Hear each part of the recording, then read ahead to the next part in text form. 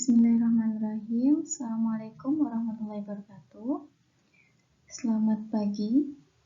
Sebelumnya perkenalkan, nama saya Nuraini Najmiah Nafisa dari Pascasarjana Pendidikan Bahasa Indonesia Universitas 11 Maret. Pada kesempatan kali ini kita akan membahas mengenai hakikat kata pada buku dari Stephen Ullman yang berjudul Pengantar Semantik. Nah, sebelumnya ada sebuah ujaran yang diungkapkan oleh Stephen Ullman yang berbunyi, kata itu adalah sebuah kehidupan, semangat, kuman, badai, kebajikan, api. Karena nama adalah kata dan kata adalah Tuhan. Maksud dari ungkapan tersebut adalah memberikan sekadar kejelasan kepada sikap penutur awam terhadap kata dengan menunjukkan bagaimana kata-kata itu tampak meningkatkan sebuah kepekaan di tangan penulis yang imajinatif. Dan tidak perlu diragukan lagi bahwa kesadaran terhadap kata yang berbeda dengan satuan-satuan linguistik yang lain itu bergantung kepada keseluruhan konsep manusia yang paling mendasar terhadap sebuah bahasa. Selanjutnya, arti kata menurut ahli. Yang pertama, ada Jin Giono yang mengungkapkan bahwa kata sebagai suatu yang mampu merangsang semua indera kita, sesuatu yang memiliki bobot, cahaya, dan rasa dengan sendirinya. Yang kedua, ada Hockett yang mengungkapkan bahwa kata sebagai suatu bagian atau segmen kalimat yang dibatasi oleh celah-celah yang memungkinkan adanya jeda. Nah, selanjutnya, kata terbagi menjadi 3 sudut pandang. Yang pertama yakni kata sebagai satuan fonemis, yang kedua kata sebagai satuan gramatikal, dan yang ketiga adalah kata sebagai satuan makna, peranan, konteks. Pertama yang akan kita bahas adalah kata sebagai satuan fonemis. Di sini kata biasanya diperlakukan sebagai satuan-satuan fonetis dalam tutur, melainkan satuan fonemis dalam bahasa. Dalam arus ujaran, kata-kata itu secara individual jarang tampil ke depan sebagai satuan-satuan fonetis.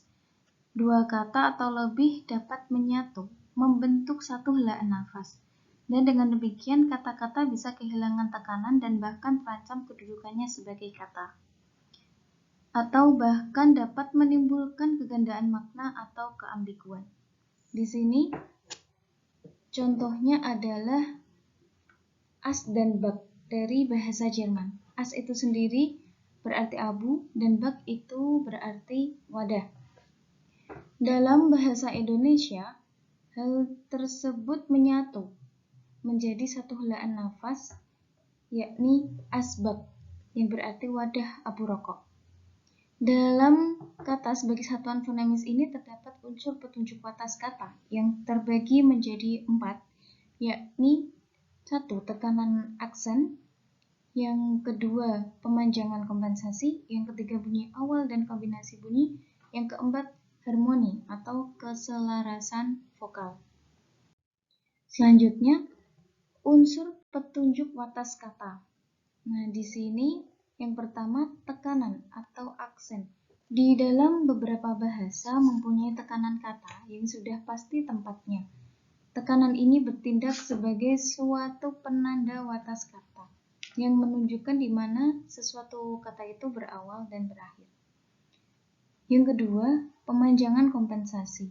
Dalam beberapa bahasa, hilangnya sebuah bunyi dalam kata diisi atau dikompensasi oleh pemanjangan bunyi lain dalam kata itu. Yang ketiga ada bunyi awal dan kombinasi bunyi, yakni tiap-tiap bahasa mempunyai karakteristik dalam hal struktur katanya. Yang keempat yakni harmoni atau keselarasan vokal. Dalam beberapa bahasa, struktur vokal dari bentuk dasar menentukan struktur vokal sufiks dan infleksi yang menyertai bentuk dasar tersebut. Selanjutnya yang kedua ada kata sebagai satuan gramatikal. Menurut Aristoteles, kata sebagai satuan gramatikal dibedakan menjadi 2, yakni kata penuh atau full word dan kata tugas atau firm word. Untuk kata penuh atau full word, Di sini diartikan unsur gramatikal yang memiliki makna kata-kata pada umumnya. Contoh, pohon, nyanyian, dan biru. Sedangkan untuk kata tugas atau form verb, kata tugas itu dari kriteria bentuk saja tanpa menyangkut makna, mempunyai unsur-unsur yang sama dengan kata-kata pada umumnya atau kata penuh, tetapi juga ada perbedaannya dalam suatu hal. Contohnya di sini ada kata yang, bahwa, untuk, dan itu termasuk ke dalam kelompok konjungsi.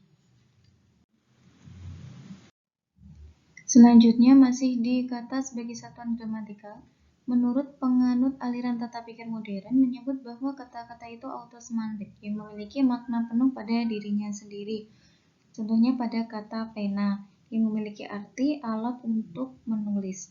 Sedangkan preposisi, konjungsi, pronomina, dan yang lainnya adalah masuk ke dalam sinsemantik, yakni hanya memiliki arti jika muncul bersama dengan kata-kata yang lain.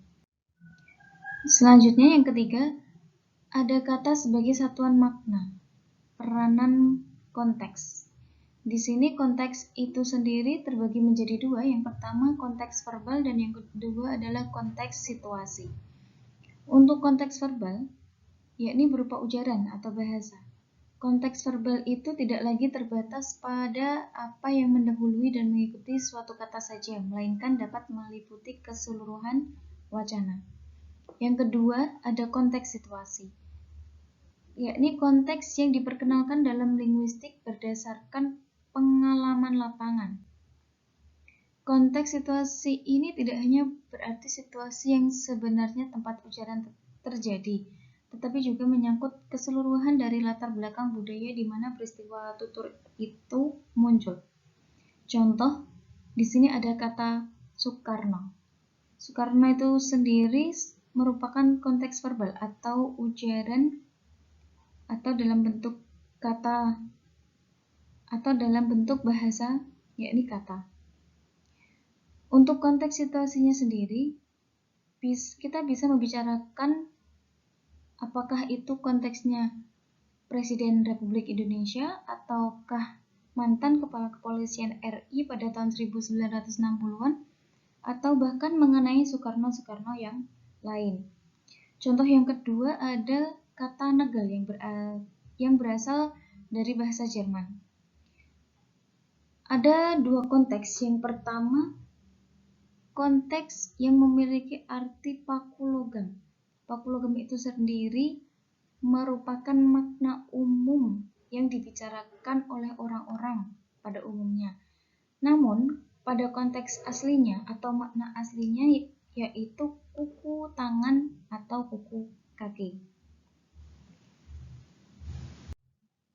Nah, selanjutnya ada seorang ahli semantik yang terkenal yang bernama Gestern mengemukakan bahwa kita tidak bisa lari dari kenyataan bahwa suatu kata tentu mempunyai makna tetap, bahwa kata-kata itu benar mengacu pada suatu acuan tertentu dan bukan kepada yang lain, dan bahwa karakteristik ini merupakan dasar kokoh semua komunikasi.